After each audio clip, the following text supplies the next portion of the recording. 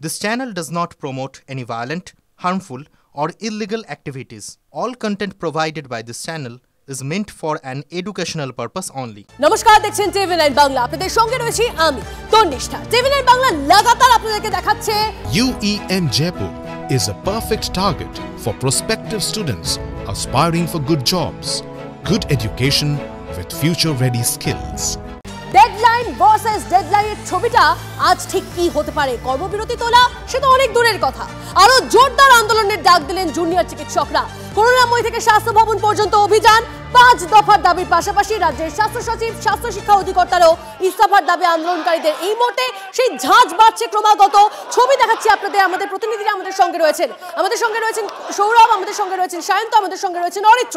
একে একে সকলের সঙ্গে কথা বলবো, তবে একদম শুরুতেই অরিত্রর সঙ্গে কথা বলবো। অরিত্র, ঝাঁজ বাড়ছে যত বেলা গড়াচ্ছে, তোমার সঙ্গে এই মুহূর্তে আমরা দেখতে পাচ্ছি বিশিষ্ট চিকিৎসকরা রয়েছেন, কথা বলবো তাদের সঙ্গে, কি বলছেন তারা?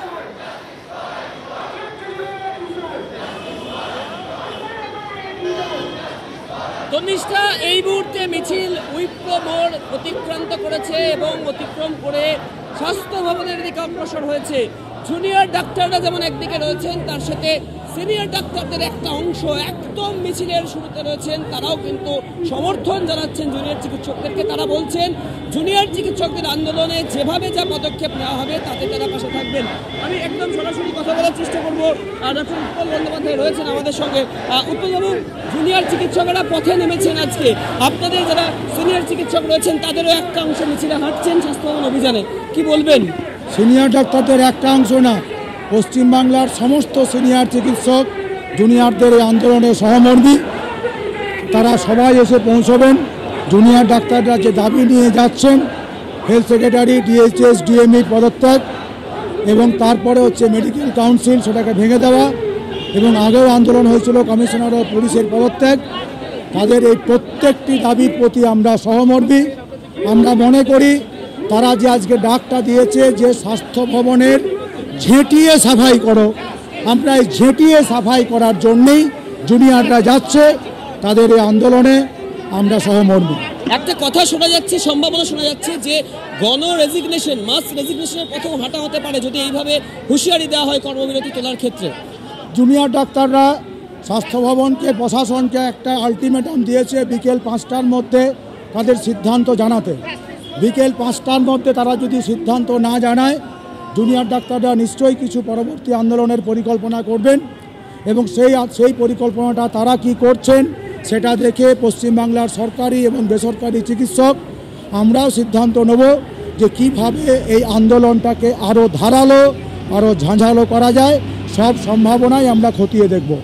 অর্থাৎ তন্নিষ্ঠা, বুঝতেই পারলে সিনিয়র চিকিৎসকদের একটা অংশ নয়, প্রত্যেকটি সিনিয়র চিকিৎসক তারা কিন্তু এই জুনিয়র চিকিৎসকদের স্বাস্থ্য ভবন অভিযান, সেই স্বাস্থ্য ভবন অভিযানকে সমর্থন জানাচ্ছেন এবং সেই একদম সমর্থন জানিয়ে তারা হাঁটছেন তাদের সঙ্গে, যারা জুনিয়র ডাক্তাররা রয়েছেন তাদের সঙ্গেই তাদেরকেও হাঁটতে দেখা যাচ্ছে। অবশ্যই আমাদের সেদিকে নজর থাকবে। সৌরভ, আমাদের অপর প্রতিনিধি আমাদের সঙ্গে রয়েছেন, সরাসরি সৌরভের সঙ্গে কথা বলবো। সৌরভ, এর আগে যখন জুনিয়র চিকিৎসকরা লালবাজার অভিযান করেছিলেন আমরা দেখেছিলাম প্রতীকী শীত দ্বারা দিয়ে তারা হেঁটেছিলেন, এবং এখন আজকের দিনে দেখা যাচ্ছে যে প্রতীকী মস্তিষ্ক, প্রতীকী চোখ নিয়ে তারা এগিয়ে চলেছে।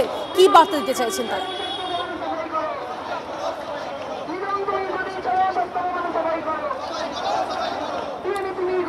দেখো, বার্তা খুব স্পষ্ট। জুনিয়র চিকিৎসকেরা পাহাড় থেকে সমতল প্রতিটি মেডিকেল কলেজের যারা আছেন তারা বলছেন যে তিলোত্তমার ঘটনা শুধুমাত্র আরজি করের ঘটনা নয়, এটা বিচ্ছিন্ন ঘটনা নয়।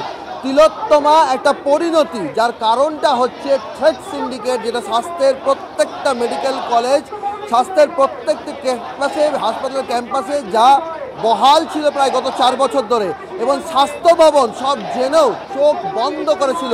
তাই তার জন্য প্রতীকী চোখ রয়েছে প্রতীকী, তাদের হাঁটু কাঁপছে, তারা সবসময় নতজানু হয়ে পড়েছেন যে কোনো অন্যায় সিদ্ধান্তের সামনে। সেই জন্য তাদের সে সীমার বোন, সেই ছবি আমরা দেখেছি। স্বাস্থ্য ভবনে দুর্নীতি ধুলো জমে পড়েছে, তার জন্য হাতে ঝাঁটা, এবং সর্বোপরি তুমি যেটা বললে গ্রে ম্যাটার নিয়ে কেন অনিকেত? আমরা চিরকালই জানি যে চিকিৎসা শাস্ত্র একটি মস্তিষ্কের উন্নত বিকশিত শাস্ত্রের মধ্যে পড়ে।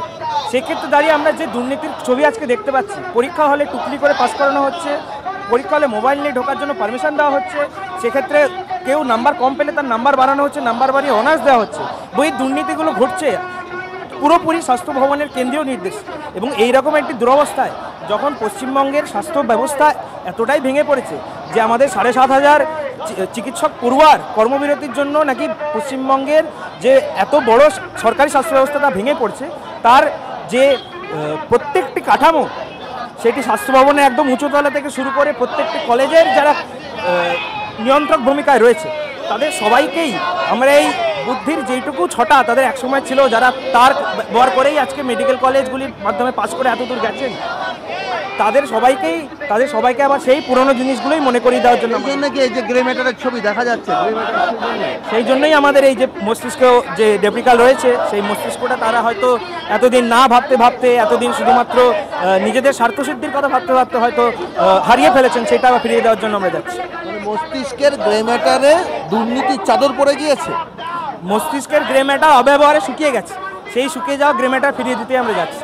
আরেকটা বিষয় বলো যে এসওপি ময়নাতদন্ত সূর্যাস্তের পর হবে না, সেক্ষেত্রে সেই বিষয়টি নিয়ে স্বাস্থ্য ভবনের নির্দেশিকা রয়েছে যে ধর্ষণ খুনের ঘটনায় সূর্যাস্তের পর ময়নাতদন্ত হবে না।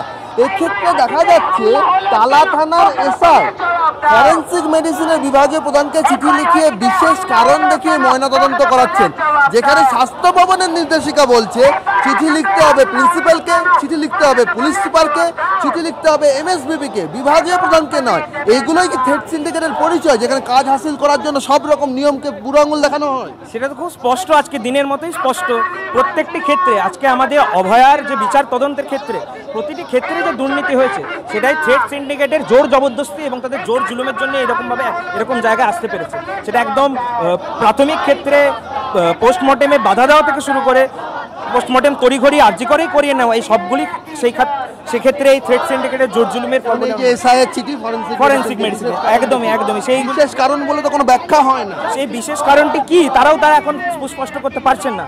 তারা সেই দিন তড়িঘড়ি প্রথমে কলকাতা পুলিশ তার বডিটিকে ছড়িয়ে নিয়ে যেতে চায়, তারপরে ওখানকার ছাত্রছাত্রীদের পিজিটিদের বাধায় যখন ওটি ম্যাজিস্ট্রেট ইনকোয়েস্ট হয় এবং তারপরে পোস্টমর্টমের দাবি যখন ওঠে এবং সেখানে আমাদের ছাত্রছাত্রীদের রিপ্রেজেন্টেটিভ থাকবে, সেক্ষেত্রে আর্জি করেই কেন করতে হলো, তড়িঘড়ি তখনই কেন করতে হলো, বডি কেন সেরাতেই পুড়িয়ে দিতে হলো, তার বাবা মাকে যেন শেষ বেলার মতো তাকে রাখা গেল না।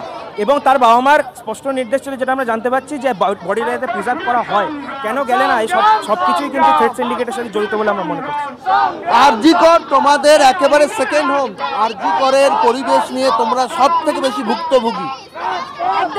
এখানে নির্যাতিতা তিলোত্তমার বিশেষ বন্ধু বলছে যেদিন তারা এফআইআর লিখছিলেন, অভিযোগ করছিলেন টালা থানায়, সেদিন 3 জন ছাত্র টালা থানায় গিয়েছিল, তারা এফআইআর এর বয়ান দেখতে চেয়েছিল, দেখায়নি, তারা নাম জানতে চেয়েছিল, তিলোত্তমার পরিজনেরা নাম কি কোথায় ডাক্তার তারা বলেনি, এবং যতক্ষণ না পর্যন্ত তারা টালা থানা ছেড়েছেন ততক্ষণ পর্যন্ত তারা প্রায় তাদেরকে নজরে রেখেছিল। এটাই কি থ্রেড সিন্ডিকেটের পরিবেশ? এটা একেবারেই তাই, থ্রেড সিন্ডিকেটই একটা পার্ট বলতে গেলে।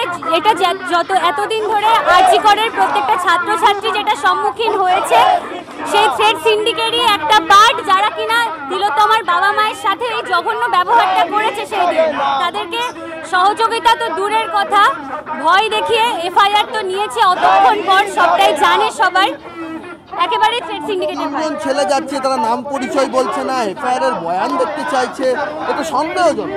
তারা আরজি করটাকে নিজেদেরকে অথরিটি ভেবে নিয়েছিল, তারা যা খুশি তাই করে যাক, কিছু হবে না, কেউ এর কোনো জাস্টিফিকেশন কেউ চাইবে না, এই জন্য এই সাহস থেকে তারা গিয়েছে, তারা করেছে এটা। একদম চিকিৎসকরা কি বলছেন সেটা একেবারে স্পষ্ট হয়ে গেছে। সৌরভের সঙ্গে ফের কথা বলবো, তবে আমাদের অপর সহকর্মী আমাদের সঙ্গে রয়েছেন, সায়ন্ত আমাদের সঙ্গে রয়েছেন। সায়ন্তের সঙ্গে সরাসরি কথা বলি। সায়ন্ত, ডেডলাইন বিকেল 5টা, সেই চাপের মুখে নথি স্বীকার তো একেবারেই নয়, বরং পাল্টা চাপের কৌশল চিকিৎসকদের।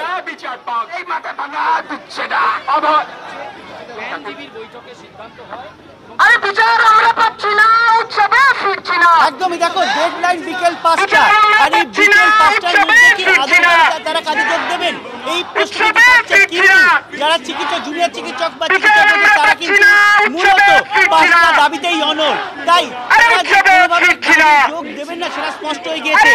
আমার সঙ্গে যারা রয়েছেন আমি সরাসরি তাদেরকে যাবো, 5টা হচ্ছে ডেডলাইন, 5টার মধ্যেই কাজে যোগ দেবেন, হ্যাঁ কি না? আমাদের দাবি যদি মেনে নেওয়া হয় 5টার মধ্যে আমরা কাজে যোগ দেবো। এই যে 5 দফা দাবি আপনারা জানিয়েছেন, স্বাস্থ্য ভবন তো আগেও দাবি জানিয়েছেন, কোনো মানেনি, এরপর কি মনে হয় এই আন্দোলনের পর দাবি মানবে? আমাদের বিশ্বাসে মানতে তিনি বাধ্য হবেন। আপনারা কি অনির্দিষ্টকালের জন্য আন্দোলনে বসতে চলেছেন? অনির্দিষ্টকালের জন্য আন্দোলন বসতে চলেছেন? আমাদের দাবি যতক্ষণ না মানা হবে এই আন্দোলন চলবে। শুনতেই পেলে যে যতক্ষণ না এই তাদের দাবি মানা হচ্ছে ততক্ষণ কিন্তু এই আন্দোলন চলবে, এবং সেই কারণে আজকে কিন্তু প্রতীকী মস্তিষ্ক নিয়ে দাবি করা হচ্ছে যিনি স্বাস্থ্য শিক্ষা অধিকর্তা এবং স্বাস্থ্য সচিবের মস্তিষ্ক নিয়ে কিন্তু তাদের এই মিছিল। আমি সরাসরি চলে যাবো, আগের বার শির জ্বালানির মিছিল, এবার প্রতীকী মস্তিষ্ক নিয়ে মিছিল, বার্তাটা কি?